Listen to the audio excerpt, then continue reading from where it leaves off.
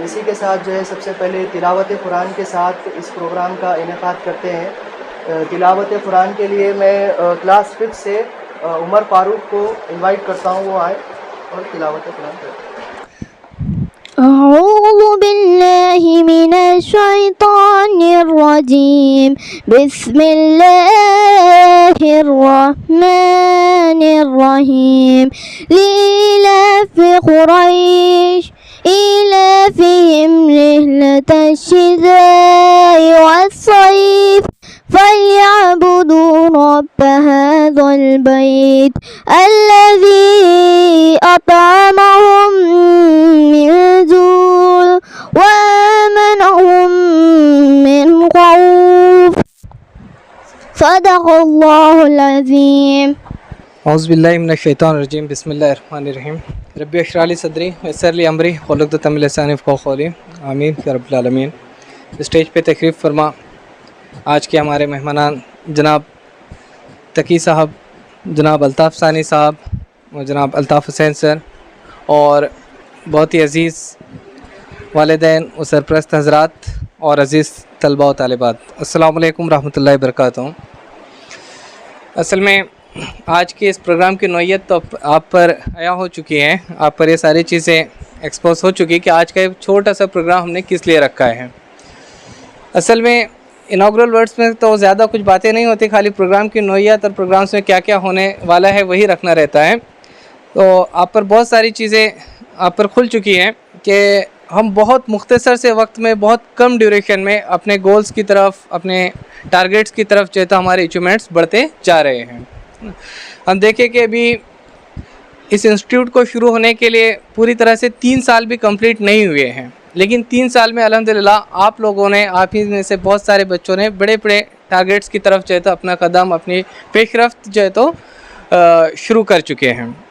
Last year में जब हमारा फर्स्ट अचीवमेंट हुआ था ओलंपियाड, मैथमेटिक्स ओलंपियाड में, रामानुजन मैथमेटिक्स ओलंपियाड में, तो उसमें हम लोग एक सिल्वर मेडल और एक ब्रॉन्ज मेडल और थोड़ा सा रीजन के अंदर जो है तो हम एक हाई रैंकर बना पाए थे।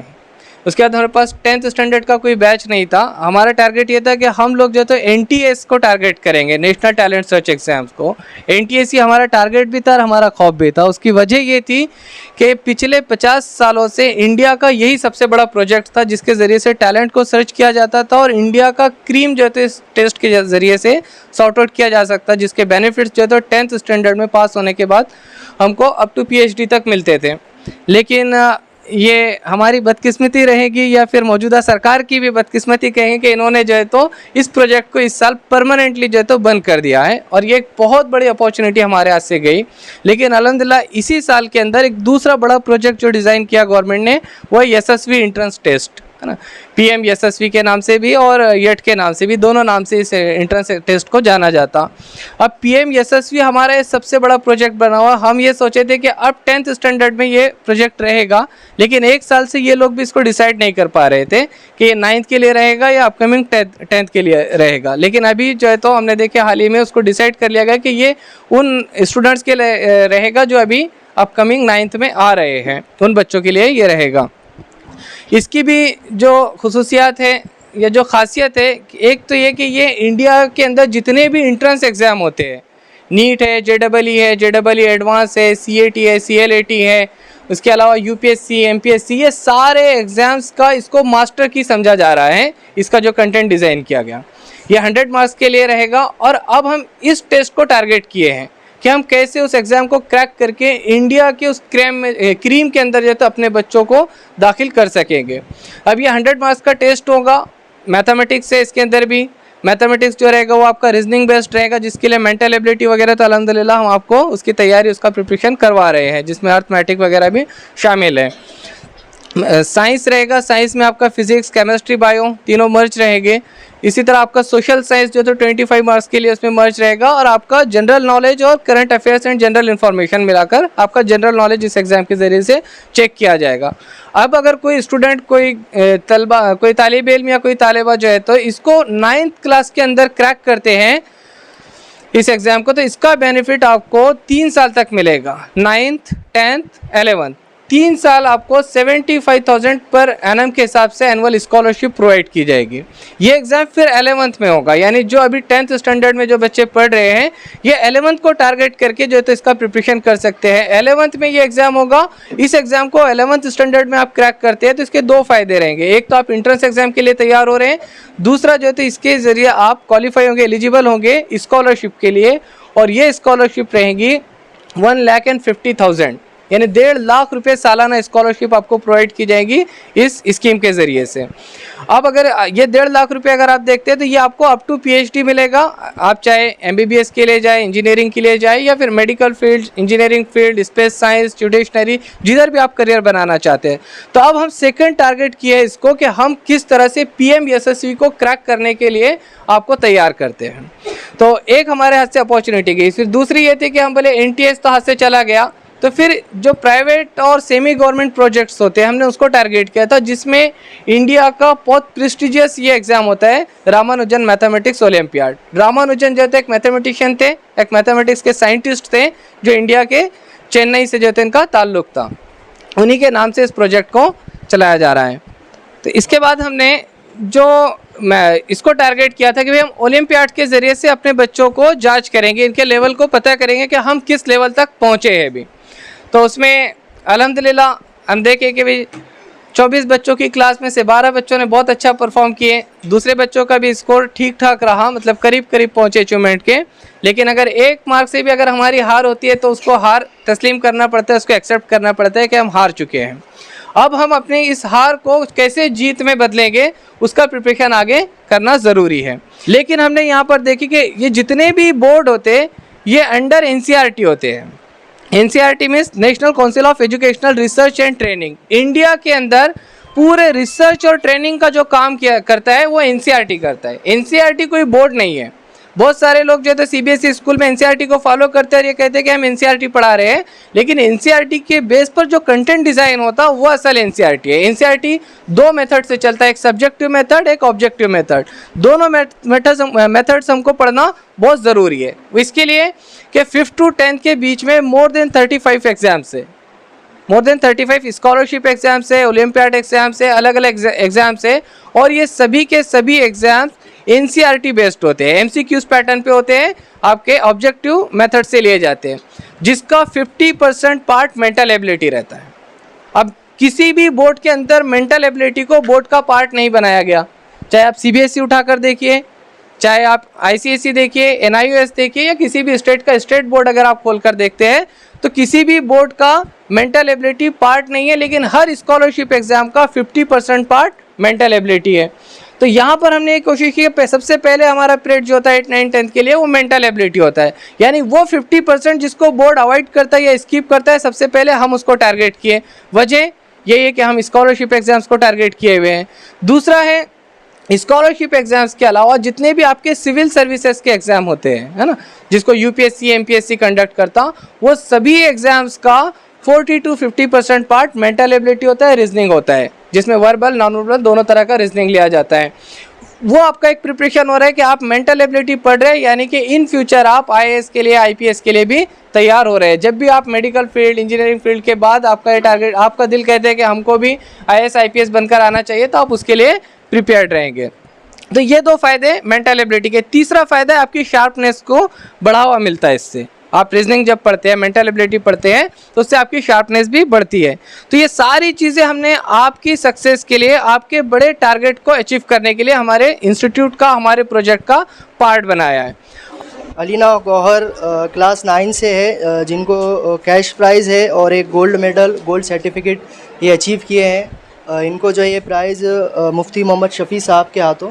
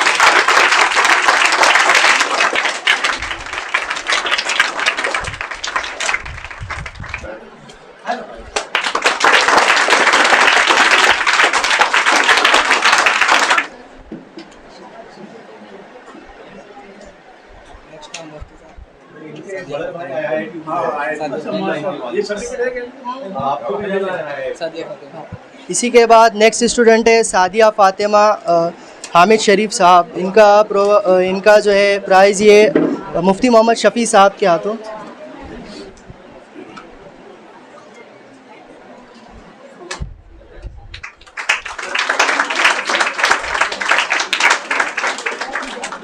इसी के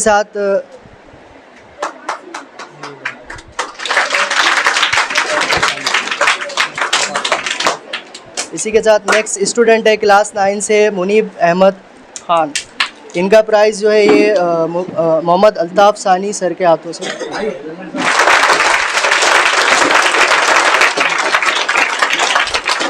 अब अल्ताफ़ हुसैन सर के हाथों प्राइज़ हासिल।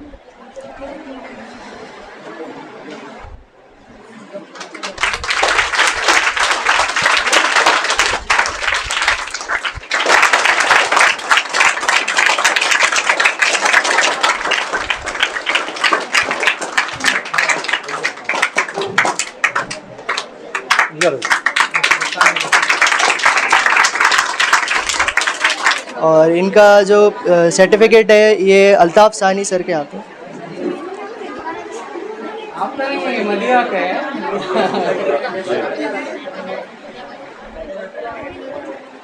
औज़ु बिल्लाहि मिनश शैतानिर रजीम बिस्मिल्लाहिर रहमानिर रहीम नहमदुहु व नसल्ली अला रसूलिल करीम अम्मा बाद। आज की इस खूबसूरत नशिस्त के सदर मुफ्ती हमारे दोस्त मुफ्ती शफ़ीउद्दीन साहब, सीनियर एडिटर हमारे रहनुमा मोहम्मद तक़ी साहब, अल्ताफ़ हुसैन सर, समीम सर, उनके रुफ़क़ा और तमाम तलबा और तालिबात, अस्सलामु अलैकुम। माना कि ये बहुत छोटी नशिस्त, बहुत महदूद नशिस्त, लेकिन बहुत खूबसूरत नशिस्त, बहुत खूबसूरत ये बज़्म जो सजी है और इसमें आप लोगों की शिरकत, आप लोगों के हौसले और आप लोगों की दिलचस्पी यकीनन इस बात की गम्माज़ी कर रही है कि हमारी नई नस्ल इंशाअल्लाह अज़ीज़ इस मुल्क के अज़ीज़ में हर वो कारनामे अंजाम देगी जो कि माजी में कभी हम लोग अदा नहीं कर सके। दौर जदीद में जदीद ज़माने के तकाज़ों के साथ साथ तालीम में जितनी जिद्दत पैदा हुई है और जदीद तालीम में दीगर अक़वाम के मुकाबले में आप लोगों के बढ़ते हुए क़दम यकीनन हमें हौसला देने वाले हैं। आपके नताइज, आपकी मेहनतें, ये तमाम इस बात की अलामत है कि आने वाला वक्त इंशाअल्लाह अज़ीज़ हमारी उम्मत का, हमारी मिल्लत का एक सुनहरा दौर रहेगा। जनाब सीनियर जर्नलिस्ट मोहम्मद तक़ी साहब को इस स्टेज पर इनवाइट करता हूँ, वो आए और अपने ख़यालात का इज़हार करें। आऊज़ु बिल्लाहि मिनश शैतानिर रजीम बिस्मिल्लाहिर रहमानिर रहीम।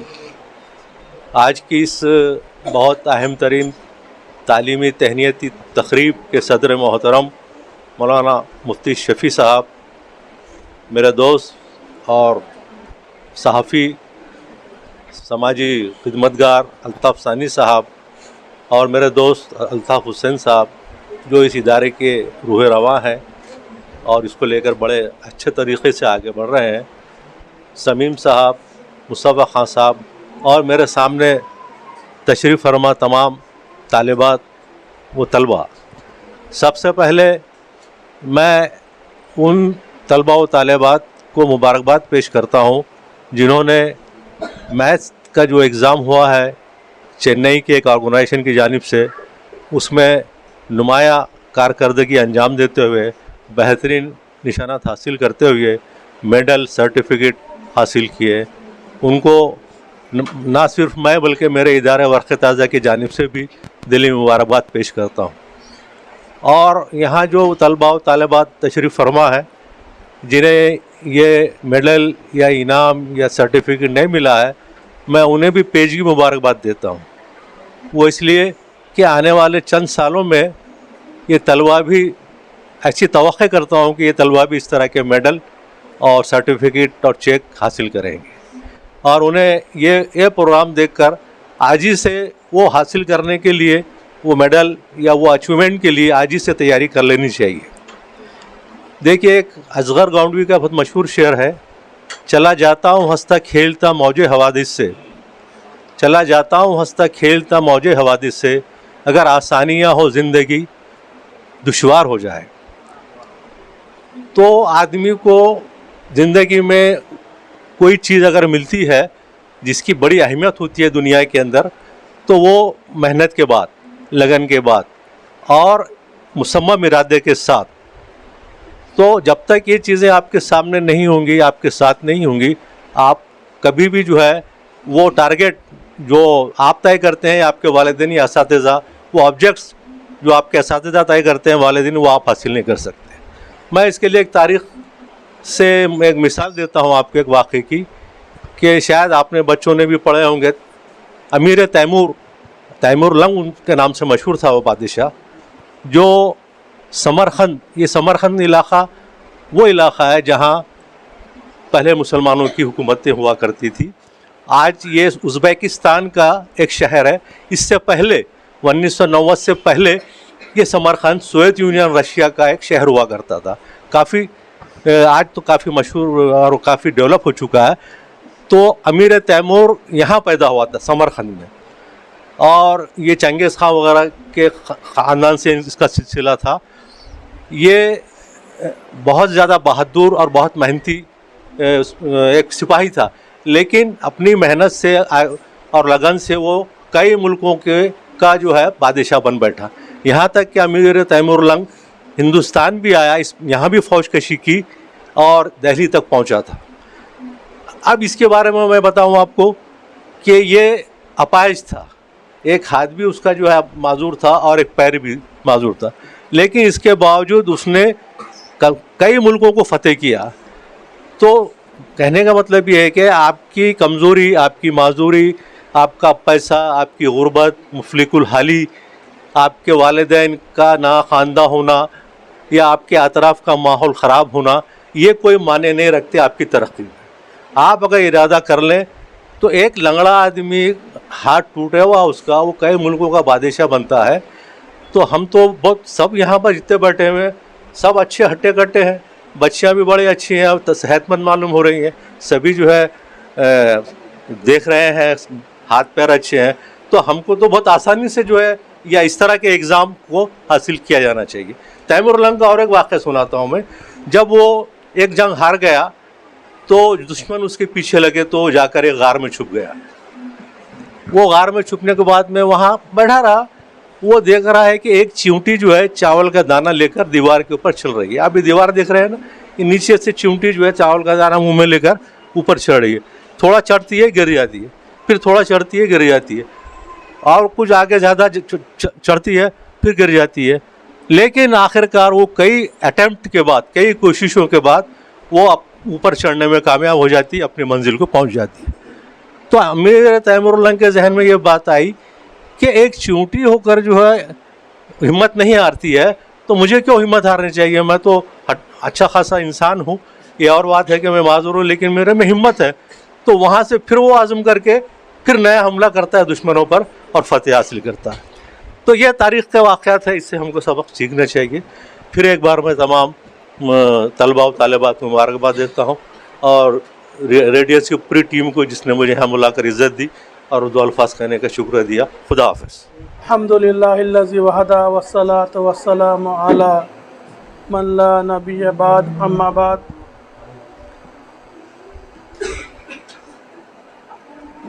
वक़ाल नबी सल्लल्लाहु अलैहि वसल्लम लैसल इंसानु इल्ला मा असा।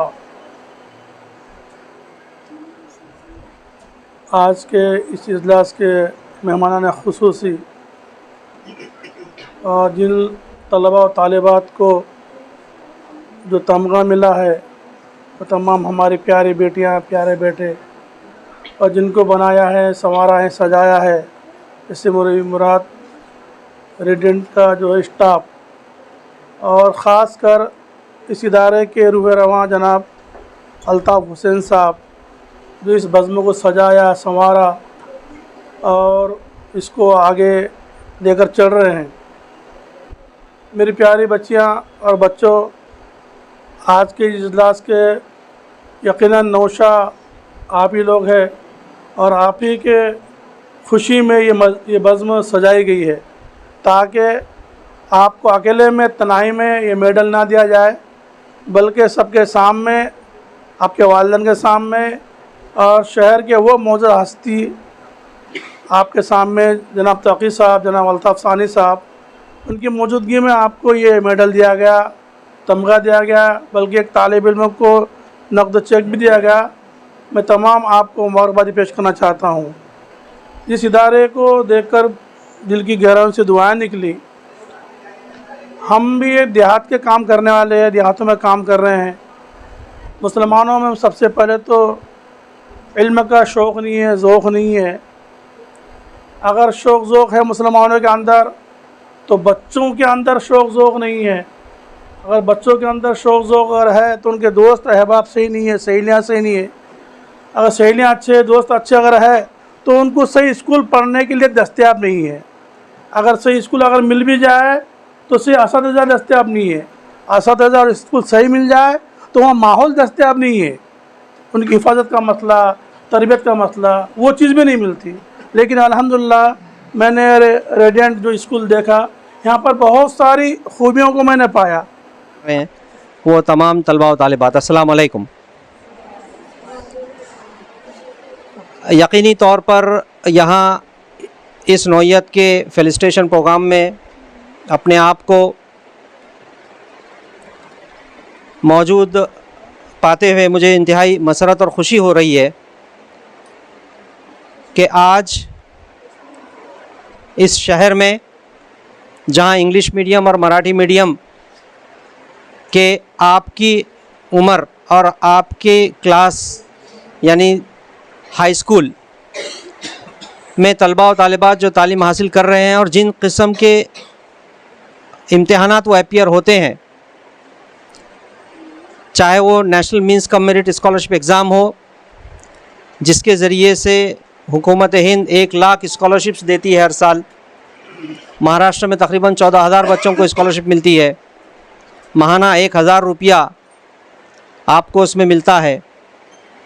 इस किस्म के इम्तिहानात की रहनुमाई 5th और 8th में जो गवर्नमेंट ऑफ महाराष्ट्र की स्कॉलरशिप एग्ज़ाम्स होती हैं, उसकी आपको जो तैयारी करवाई जाती है, साथ ही साथ जो साइंस ओलंपियाड है, मैथ ओलंपियाड है, या होमी भाभा जैसे एग्ज़ाम्स हैं, जैसे मुफ्ती साहब ने ज़िक्र किया कि आपको अगर साइंटिस्ट बनना है, तो आपके अंदर की वो दिलचस्पियाँ, आपके अंदर की वो सलाहियतों को फ़रोग़ करने के लिए दर्जे शशम 6th और 9th इस लेवल से ही मुख्तलिफ़ जो ऑर्गेनाइजेशंस हैं या रिसर्च के सेंटर्स हैं, वो जिस किस्म के एग्ज़ाम्स मुनक़िद करते हैं और जिसकी तैयारी हम ये देखते हैं कि 99% मराठी और इंग्लिश मीडियम के तलबा वो तैयारी करते हैं।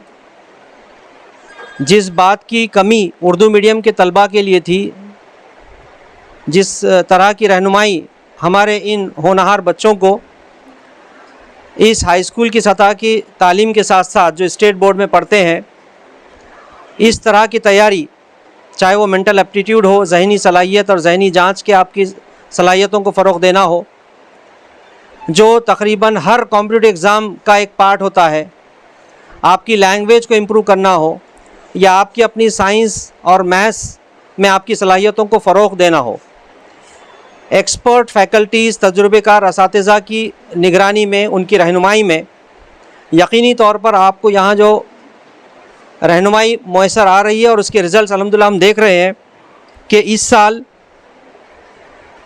2 गोल्ड मेडल्स हमारे ओलंपियाड में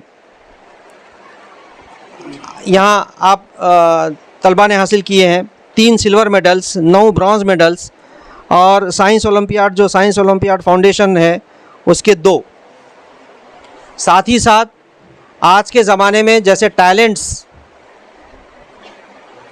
अगर आपके अंदर हैं, जैसे मुफ्ती साहब ने फरमाया कि अगर आपके अंदर सलाहियतें हैं, आपके अंदर अगर जुस्तजू है और आप वो परफॉर्मेंस को प्रूव करते हैं, तो लोग आपको हाथों हाथ लेते हैं। और चाहे वो नांदेड़ का मुकामी सतह लीजिए या नेशनल लेवल के टॉप आपके कोचिंग क्लासेस लीजिए, आपको ये जानकर ताज्जुब होगा कि कोटा जैसे मुकाम पर जहाँ 3-4 लाख रुपया फ़ीस होती है, वहाँ पर नांदेड़ के एक हाफिज़ साहब हैं, उनके लड़के को कंप्लीट फ्री उन्होंने एजुकेशन दिया है इस साल। और आप दुआ कीजिए कि इंशाल्लाह वो लड़का अभी इस साल IIT को लगेगा। आप ही का लड़का है, आप ही में से लड़का है वो जिसने उर्दू मीडियम से अपनी एजुकेशन हासिल की है। और आपको ये जानकर यकीनी तौर पर ताज्जुब होगा कि कोविड के ज़माने में वो बच्चे ने 10th एग्ज़ाम दिया है, बाद में 12th भी आया है, लास्ट ईयर 12th हुआ है, और सेल्फ स्टडी के ज़रिए से उसने मेंस और एडवांस क्वालिफाई किया है। और उस बच्चे की सलाहियतों को देखकर कोटा के जैसे नेशनल लेवल के टॉप इंस्टीट्यूट ने उसको फ्री एडमिशन दिया है। आपको ताज्जुब होगा कि जहाँ की 3.5 लाख रुपए फ़ीस है, उसको 1 पैसा भरने की ज़रूरत नहीं पड़ी और टॉप की उसको कोचिंग मिल रही है। और आज उसका रैंक अल्हम्दुलिल्लाह जो JEE मेंस हुआ है उसमें ऑल इंडिया में पहले 5 से 6 हज़ार के रैंक में वो आया है। उसी तरह आपका मामला है अल्हम्दुलिल्लाह इस क्लास में इस साल के जो 10th अपीयरिंग स्टूडेंट्स हैं, यहाँ जो वालिदैन हैं और जो मोअज़्ज़िज़ मेहमानान हैं, उनको मैं ये बताता चलूँ कि तकरीबन 18 स्टूडेंट्स यहाँ की जो टॉप की कोचिंग इंस्टीट्यूट्स हैं, अगरचे कि वो कमर्शियल इदारे हैं, हमें उसके कमर्शियल अप्रोच से कोई लेना देना नहीं है, लेकिन वहाँ हम ये भी जानते हैं कि करोड़ों हार रुपया जो अपने फैकल्टी के सैलरीज़ पर ख़र्च करते हैं, एक स्टाफ का आपको ताज्जुब होगा ये सुनकर कि 50-60 लाख रुपया 1-1 करोड़ रुपया सालाना उनकी सैलरी पे करते हैं। वो किस लिए कि टॉप के स्टूडेंट्स को जो जिस तरह की गाइडेंस चाहिए, वो गाइडेंस के लिए टॉप की फैकल्टी वो लेकर आते हैं। ऐसे टॉप के इदारों में यहाँ के रेडियन के तकरीबन 18 स्टूडेंट्स को स्कॉलरशिप मिली है। किसी को 50% स्कॉलरशिप यानी टोटल फ़ीस में 50% माफ़ हुई है, किसी को 30%, किसी को 20%।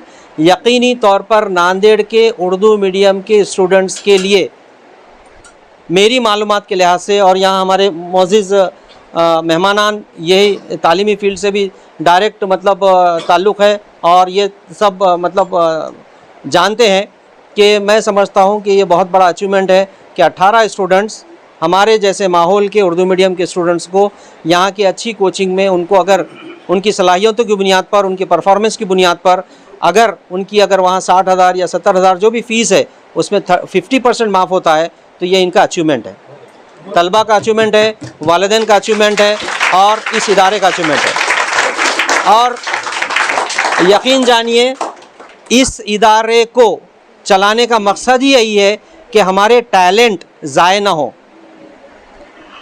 यकीनी तौर पर अल्लाह ताला ने हर बच्चे में सलाहियत दी है, उस सलाहियत को आइडेंटिफाई किया जाए और उसको प्रमोट किया जाए और कौमी सतह पर, नेशनल लेवल पर, सिर्फ नेशनल लेवल पर ही नहीं बल्कि इंटरनेशनल लेवल पर, ग्लोबल सतह पर, बैनुल अक़वामी सतह पर आपके लिए बेस्ट ऑफ बेस्ट जो मौक़े हैं, इंशाअल्लाह ये इदारा आपको उन मौक़े, वो अपॉर्चुनिटीज़ तक वहाँ को आपको पहुँचाने के लिए भरपूर कोशिश करेगा।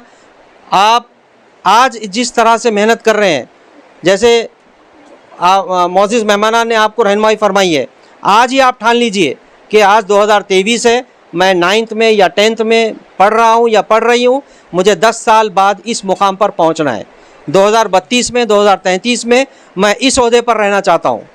अब आपको आज ये तय कर लेना है और आपके निशाने को, टारगेट को, गोल को अचीव करने के लिए अवेलेबल ऑप्शंस आपको मालूम करने हैं और उन ऑप्शंस के ज़रिए से आपको उसकी तैयारी करना है। ये आपकी ज़िम्मेदारी है। यकीनी तौर पर यहाँ माहौल है, यहाँ आपके लिए निगरानकार हैं, यहाँ आपको रहनुमाई के लिए वो तमाम तर सहूलतें दस्तयाब हैं। इसका भरपूर फ़ायदा उठाइए। आपके वालिदैन आपके ताल्लुक़ से फ़िक्रमंद हैं। अल्लाह ताला से दुआ है कि आपके रोशन मुस्तक़बिल के लिए वो तमाम तर मौक़े अल्लाह ताला आपको मुहैया करे, आपको सेहत अता करे, आपके लिए आने वाली तमाम तर रुकावटों को अल्लाह ताला दूर करे। और इस यही दुआ के साथ और यही नेक ख्वाहिशात के साथ मैं अपनी बात को यहाँ पर ख़त्म करता हूँ। जज़ाकल्लाह।